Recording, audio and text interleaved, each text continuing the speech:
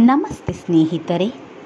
ಭಗವದ್ಗೀತೆಯ ಪ್ರಕಾರ ಮನುಷ್ಯ ದುಃಖ ಸಾಗರದಿಂದ ಹೊರಬರಲು ಏನು ಮಾಡಬೇಕು ಎಂಬುದು ಗೀತೆಯಲ್ಲಿದೆ. ಕುರುಕ್ಷೇತ್ರದ ಯುದ್ಧದಲ್ಲಿ ಕೃಷ್ಣ ಅರ್ಜುನನಿಗೆ ನೀಡಿದ ಧರ್ಮೋಪದೇಶದ ಸಾರವೇ ಭಗವದ್ಗೀತೆ. ಮನುಷ್ಯ ತನ್ನ ದುಃಖದಿಂದ ಹೊರಬರಲು ಏನು ಮಾಡಬೇಕೆಂಬುದನ್ನು ಗೀತೆಯಲ್ಲಿ ತಿಳಿಯೋಣ. ಅರ್ಜುನನು ಹೇಳಿದನು, ಹೇ ಜನಾರ್ದನ, ಹೇ ಕೇಶವ, ಬುದ್ಧಿಯ ಕಾಮ್ಯಕರ್ಮಕ್ಕಿಂತ ಉತ್ತಮ ಎಂದು ನೀನು ಭಾವಿಸುವುದಾದರೆ ನನ್ನನ್ನು ಈ ಘೋರ ಯುದ್ಧದಲ್ಲಿ ತೊಡಗಿಸಲು ಏಕೆ ಬಯಸುವೆ? ತನ್ನ ಆತ್ಮೀಯ ಗೆಳೆಯನಾದ ಅರ್ಜುನನನ್ನು ಲೌಕಿಕ ದುಃಖ ಸಾಗರದಿಂದ ಉದ್ಧರಿಸಲು ದೇವೋತ್ತಮ ಪರಮ ಪುರುಷನು ಹಿಂದಿನ ಅಧ್ಯಾಯದಲ್ಲಿ ಆತ್ಮದ ಸ್ವರೂಪವನ್ನು ಬಹು ವಿವರವಾಗಿ ವರ್ಣಿಸಿದ್ದಾನೆ. ಸಾಕ್ಷಾತ್ಕಾರಕ್ಕೆ ಸೂಚಿಸಿದ ಮಾರ್ಗ ಬುದ್ಧಿಯೋಗ ಅಥವಾ ಕೃಷ್ಣ ಪ್ರಜ್ಞೆ. ಹಲವೊಮ್ಮೆ ಕೃಷ್ಣ ಪ್ರಜ್ಞೆ ಎಂದರೆ ಜಡತ್ವ ಎನ್ನುವ ತಪ್ಪು ಗ್ರಹಿಕೆ ಇರುವುದುಂಟು. ಇಂತಹ ತಪ್ಪು ಗ್ರಹಿಕೆ ಇರುವ ಮನುಷ್ಯನು ಬಹುಬಾರಿ ಶ್ರೀಕೃಷ್ಣನ ಪಾವನ ನಾಮವನ್ನು ಜಪ ಮಾಡಿ ಸಂಪೂರ್ಣ ಕೃಷ್ಣ ಪ್ರಜ್ಞೆ ಸಾಧಿಸಲು ಏಕಾಂತವಾದ ಸ್ಥಳಕ್ಕೆ ಹೋಗಿ ಬಿಡುವುದುಂಟು. ಆದರೆ ಕೃಷ್ಣ ಪ್ರಜ್ಞೆಯ ಸಿದ್ಧಾಂತದಲ್ಲಿ ಶಿಕ್ಷಣವಿಲ್ಲದೆ ಏಕಾಂತ ಸ್ಥಳದಲ್ಲಿ ಕೃಷ್ಣ ನಾಮ ಜಪ ಮಾಡುವುದು ಅಪೇಕ್ಷಣೀಯವಲ್ಲ. ಹೀಗೆ ಮಾಡುವುದರಿಂದ ಮುಗ್ಧ ಜನರ ಅಗ್ಗದ ಮೆಚ್ಚುಗೆ ಲಭ್ಯವಾಗಬಹುದು ಅಷ್ಟೇ.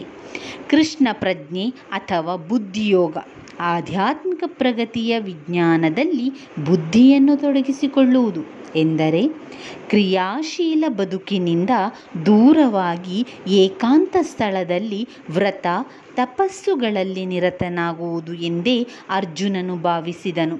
ಇದನ್ನೇ ಬೇರೆ ಮಾತುಗಳಲ್ಲಿ ಹೇಳುವುದಾದರೆ ಕೃಷ್ಣ ಪ್ರಜ್ಞೆಯನ್ನು ನೆಪ ಮಾಡಿಕೊಂಡು ಬುದ್ಧಿವಂತಿಕೆಯಿಂದ ಯುದ್ಧ ಮಾಡುವುದನ್ನು ತಪ್ಪಿಸಲು ಅವನು ಬಯಸಿದ.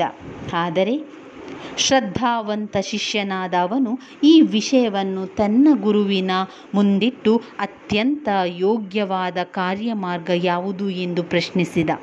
ಉತ್ತರವಾಗಿ ಶ್ರೀಕೃಷ್ಣನು ಈ 3ನೆಯ ಅಧ್ಯಾಯದಲ್ಲಿ ಕರ್ಮಯೋಗವನ್ನು ಅಥವಾ ಕೃಷ್ಣ ಪ್ರಜ್ಞೆಯ ಕಾರ್ಯವನ್ನು ವಿಸ್ತಾರವಾಗಿ ವಿವರಿಸಿದ. ನಿನ್ನ ಸಂದಿಗ್ಧಾರ್ಥವಾದ ಮಾತುಗಳಿಂದ ನನ್ನ ಬುದ್ಧಿಗೆ ಮೋಹವು ಕವಿಯುತ್ತಿದೆ.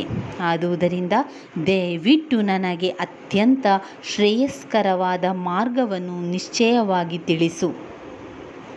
ಹಿಂದಿನ ಅಧ್ಯಾಯದಲ್ಲಿ ಭಗವದ್ಗೀತೆಗೆ ಪ್ರಸ್ತಾವನೆಯಾಗಿ ಸಾಂಖ್ಯಯೋಗ, ಬುದ್ಧಿಯೋಗ, ಬುದ್ಧಿಯ ಮೂಲ ಇಂದ್ರಿಯ ನಿಗ್ರಹ, ನಿಷ್ಕಾಮ ಕರ್ಮ ಇಂತಹ ಹಲವು ಮಾರ್ಗಗಳನ್ನು ಆರಂಭಿಕ ಶಿಷ್ಯನ ಸ್ಥಾನವನ್ನು ವಿವರಿಸಿದೆ.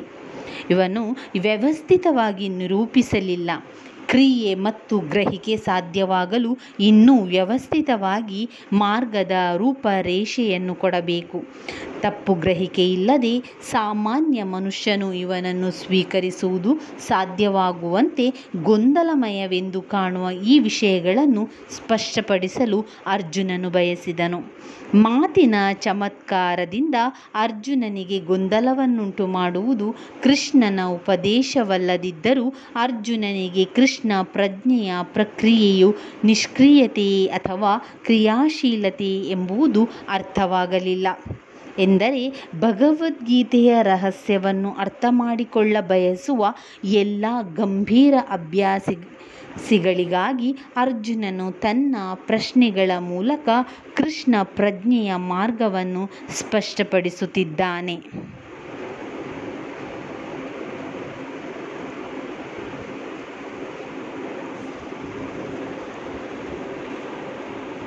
ಧನ್ಯವಾದಗಳು ಸ್ನೇಹಿತರೆ.